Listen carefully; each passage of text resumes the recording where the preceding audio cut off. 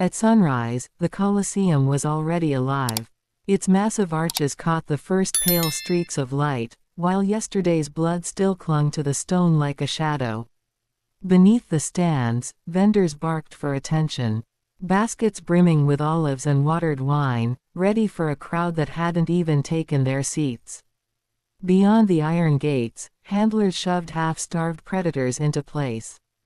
Lions with ribs jutting through their fur, elephants stamping in rage, panthers raking their claws against the bars. From the tunnels came the sharp clang of swords, not practice swings, but tests for the day's killing steel. And over it all, a low hum swelled into a roar. Tens of thousands of Romans pouring in, hungry for the thing their empire perfected better than anyone, death, dressed up as entertainment. The Roman arena wasn't just sport. It was a laboratory for cruelty. Emperors flooded the sand to stage naval battles, starved wild animals to heighten suspense, and forced prisoners to act out myths that ended with very real corpses. None of this was accidental. It was policy woven deep into Rome's machinery of control. Cheering from the stands wasn't harmless. It was loyalty shouted loud enough to echo through history. And today, on the hidden face, we're stepping straight into that shadow. These are the most brutal, most inhumane arena acts that went too far, even for Rome. From blood-soaked funeral rites to executions dressed as theater, we'll uncover how an empire built its glory on turning suffering into applause. Before we dive in, subscribe to The Hidden Face so you don't miss our next descent into history's darkest corners. Now, take your seat. The gates are creaking open. The first gladiatorial combat in Rome didn't begin with golden fanfare or emperors in royal purple. It began at a funeral. In 264 BC, the sons of Decimus Junius Brutus Sceva chose not to honor their father with statues or prayers, but with blood. They armed 3 pairs of slaves and sent them to fight to the death in the Forum Boarium, a cattle market thick with the stench of dung and smoke. This wasn't entertainment. It was duty, munus, an obligation owed to the dead. Its roots stretched far beyond Rome. In Campania, warriors were slain at graves to appease restless spirits.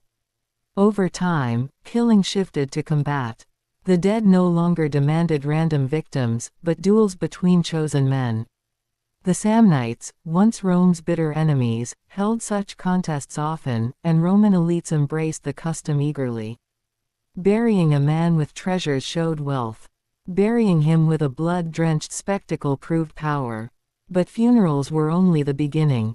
By the 3rd century BC, Rome's leaders saw how these fights could do more than honor ancestors, they could steady politics. Religious festivals, once solemn offerings to Jupiter, began featuring gladiators. The Senate framed it as piety, but the crowd knew the truth. State-sponsored violence designed to keep the people loyal. Even the armor told stories. Early fighters wore the shapes of conquered foes, the Samnite with his heavy shield, the Thracian with a curved blade, the Gaul with a broad sword. Watching them bleed was watching Rome's victories replayed, slash after slash. Death became propaganda. As blood spilled, the venues grew. Temporary wooden stands gave way to permanent amphitheaters, temples to violence where thousands gathered. The games no longer belonged to grieving families. They belonged to the state. Each drop of blood whispered the same message. Rome commanded men, armies, even death itself. No one then could have guessed how far it would go.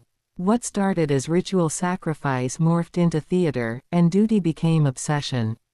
Rome had discovered a new weapon, power over not just the living, but the meaning of dying. And once unleashed, that door never closed. The crowd's roar wasn't reserved for men. Sometimes it thundered for beasts hauled from the farthest edges of the known world. Lions from North Africa, leopards from the Caucasus, crocodiles from the Nile, even giraffes dragged across deserts. They weren't displayed as wonders of nature, but condemned as prey in a carnival of slaughter. Romans called these shows venations, hunts. They weren't about survival, but domination. Proof the empire could trap the wild and destroy it for pleasure. Julius Caesar set the tone in 46 BC by parading a giraffe, the first ever seen in Europe. They called it a camelopard, half camel, half leopard, because Rome had no name for such a creature. It didn't matter. The animal wasn't admired. It was thrown into the sand to be torn apart. The message was unmistakable. If Rome could seize the strangest beasts alive, it could conquer anything. The slaughter only grew. When the Colosseum opened in AD 80, Emperor Titus reportedly oversaw the deaths of more than 9,000 animals in a single festival. Archaeologists have found bones etched with marks of deliberate starvation, evidence that lions and bears were weakened beforehand to ensure a quick, bloody kill. Even elephants, once the terror of Roman legions under Hannibal, were herded into the arena and butchered for cheers. Behind the scenes, logistics were part of the theater. Exotic creatures had to be trapped, hauled across deserts, and kept alive just long enough to meet their doom. Caravans dragged cages across scorching sands. Fleets floated them down the Nile. Handlers risked their lives just to deliver living trophies to Rome. Seeing a panther in the wild was dangerous enough. Watching one explode from a cage in front of 50,000 screaming spectators, that was power made visible. Every creature was a living souvenir of conquest. Proof that the empire's reach knew no limits. Some emperors made these hunts their own private stages. Commodus, Rome's most flamboyant showman, strode into the arena dressed as Hercules, slaughtering hundreds of animals himself. He wanted to look like a god among beasts. But everyone could see the truth, a fragile ego with a bow. The hunts were often rigged. Animals were chained, maimed, or half-starved so the emperor could bask in a guaranteed victory. And the people cheered, not because they admired him, but because when the emperor hunts, silence could be fatal. Behind the cheers, a quieter tragedy unfolded. Ancient writers like Pliny the Elder warn that rare species vanished from their homelands after decades of Roman slaughter. Lions, leopards, even elephants were pushed toward extinction to feed the empire's appetite for spectacle. The Colosseum wasn't just a theater of death. It was an ecological wrecking ball. But for Rome, extinction didn't matter. What mattered was the illusion that nature itself could be captured, starved, and destroyed for fun. Every carcass on the sand was another brick in the wall of imperial control. When you picture a gladiator, you might imagine two evenly matched warriors locked in noble combat. The reality was far more twisted. Rome thrived on imbalance, on contests engineered for cruelty. Some victims weren't fighters at all. Prisoners and condemned criminals were shoved into the arena dressed as clowns, handed wooden swords, and sent to die against seasoned killers. Public execution neatly disguised as sport. Even the weapons became characters. The retiarius fought with a fisherman's net and trident, squaring off against the secutor, whose smooth helmet was designed to deflect the net. It wasn't pure skill, it was suspense. A living riddle played out in blood. Sometimes one gladiator faced several foes. Other days entire units clashed like miniature armies, turning the arena into a swamp of blood and broken bodies. When novelty wore thin, Rome reached further, female gladiators. Gladiatrices fought in the 1st century AD, against beasts, against each other, even against dwarfs. No one was beyond Rome's hunger for spectacle.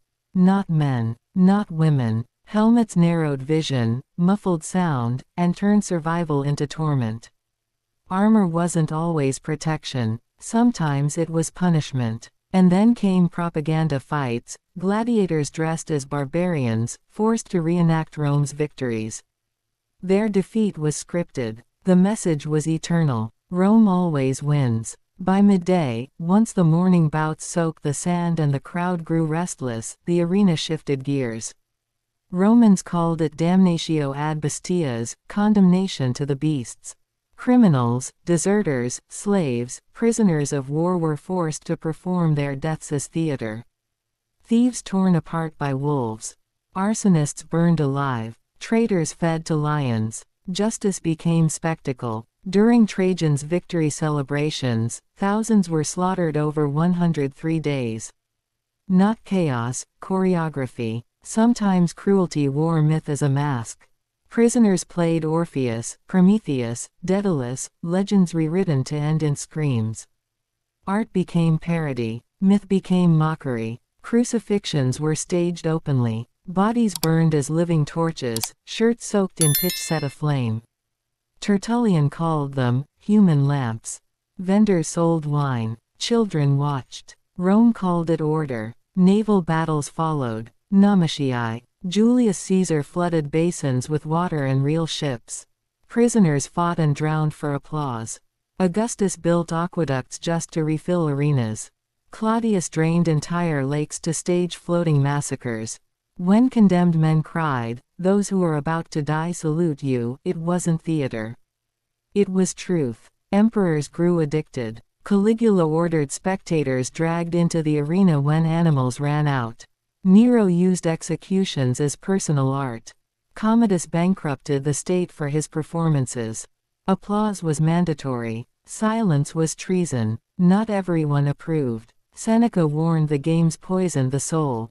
Juvenal mocked a people satisfied with bread and circuses. Christians saw persecution turned into entertainment. And slowly, the empire hollowed itself out. By the 5th century, the Colosseum stood silent. The roars gone. The sand cold. Today, the ruins remain. Beautiful. Terrifying. A reminder carved in stone. Rome's arenas weren't just about blood. They were about control, teaching people how to cheer, how to obey, how to forget compassion. This is the hidden face of Rome. A civilization that glorified cruelty, until it collapsed beneath its own applause. If this journey into Rome's darkest entertainments gripped you, subscribe to The Hidden Face for more stories history tried to bury. The Colosseum is quiet now, but its echoes still breathe through the stones.